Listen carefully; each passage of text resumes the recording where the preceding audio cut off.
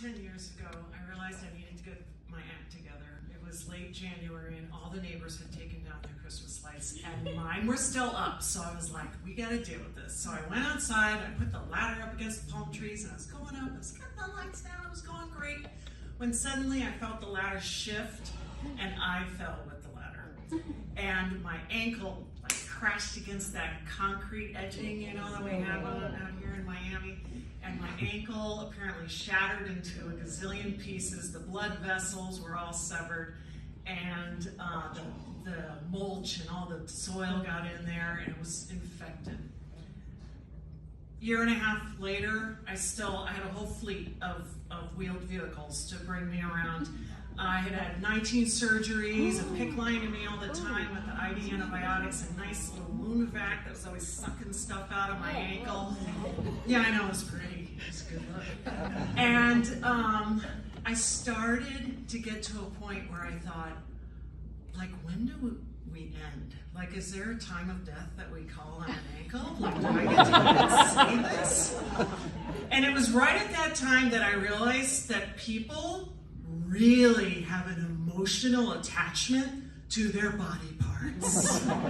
Because when I started floating the idea that I was possibly thinking of amputating my leg, people became unglued. And I got it. I felt bad. Like everyone had been like on team healing, you know, like helping out our family and bringing food and bringing me a doctor's appointment. And I wanted that too. Like I was so patient. I was on disability for 6 months. I tried, but this thing just was not healing. And, you know, we went to the doctor and the nurse said to my daughters, your mom's going to limp at your wedding if you get an amputation. I was like, yes, let's not do this. So anyway, it came time where I needed to just turn to people who could kind of understand, the people who were at the doctor's appointments with me. People who, because of something they were born with, or some sort of tragedy or an accident, or some fluke event that happened with them, were facing amputation or already had. And I was grateful that it was something that I had kind of done to myself as opposed to someone who was just robbed of their leg at someone else's negligence. And there's some of us who were okay with losing our legs, but other people who just desperately wanted to hold on to it or miss their legs so much. And I found that what started to happen was that I found comfort in meeting other people who were going through the same situation. And it ended up being that a woman invited my family over, and she met us at the door wearing her prosthesis, and she's bounding up the stairs and she's flirting through her kitchen. And my daughters and husband are looking at her, and she takes her leg off, she shows us how to put it on and off, and all of a sudden it's like, okay, all right, I can picture this is working. And we get down into the car, and my daughter says, Mom, we're gonna laugh in 2 years that we ever thought you shouldn't amputate your leg. So from there, the grieving went like fast. I found pictures of my foot, like from the time I was little until I was an adult, and I took a casting of it, you know, it still sits on the shelf in our bedroom, and it looks at me with a side eye, and I'm like, I fought for you, I really did. And so we ended up, and then I had a party, a farewell to the foot party. You can't get a card for that at Hallmark, I'm just telling you right now.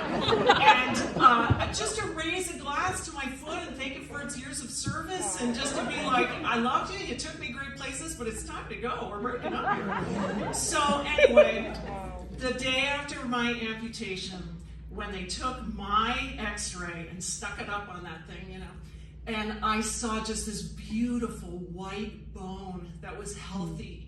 And there wasn't anything else in there. There were no screws or staples or little electrodes or little pieces of this and that I still had from the front yard.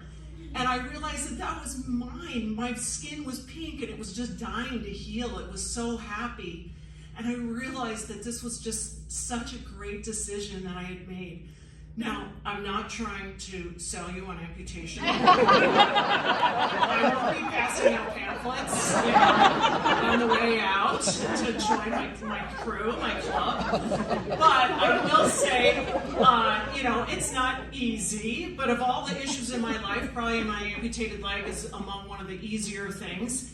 And, you know, I'm an art teacher. All my kids think I'm a robot. My little elementary guys always asking if it's growing back. We've gone over this. My pirate costume, so realistic, right? Right? Half-price pedicures. Lifetime handicap parking. Come on. It's a good gig.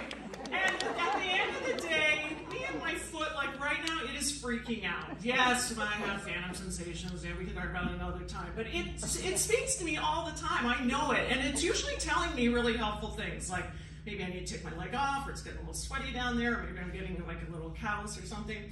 So anyway, in the end, I have to say that there came a point where I had to decide, am I going for my life, or am I trying to keep things going for a limb? And what I'm thinking is, if you are in the midst of fighting for this limb and living for a limb of a relationship or of a business or of something, you know, whatever it may be, it just might be that it's time for you to consider life and just need to chop that thing. Yeah.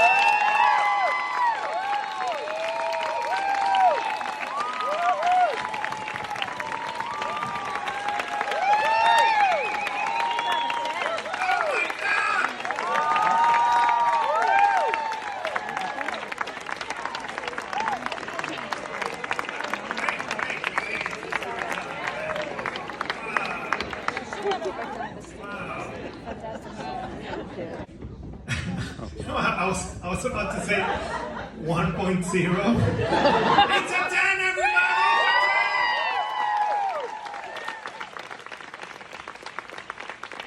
Jam decisions! Holy Moses! 1.0! So it's a 10, everybody! You know where this is heading? This is the most perfect score I've ever seen in my miserable life. It's another 10!